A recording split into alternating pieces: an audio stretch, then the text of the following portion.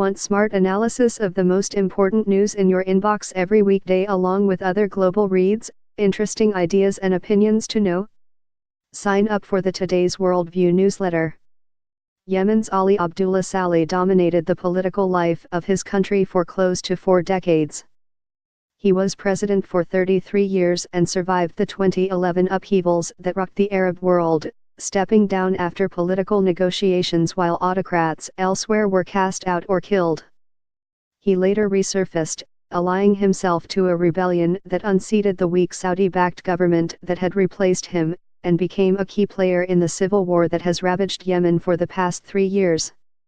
Saleh, a Machiavellian political operator who held sway by manipulating Yemen's mess of tribal and political divisions, infamously referred to his task as dancing on the heads of snakes.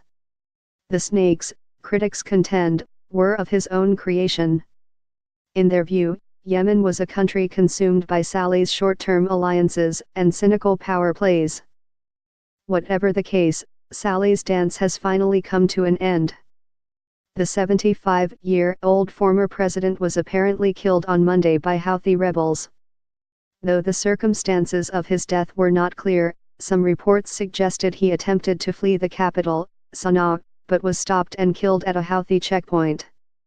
It is an astonishing development given that Saleh had been allied with the Iran-backed group as recently as last week. It was Saleh's tacit support that enabled the Houthis to seize the Yemeni capital in late 2014, driving out the internationally recognized government of President Abed Rabbo Mansur Hadi. And it was his designs on power that saw him maintain his pact with the Houthis, a faction linked to a Shiite sect that Saleh had repressed in the past after the Saudi-led coalition began bombing and blockading the country in March 2015.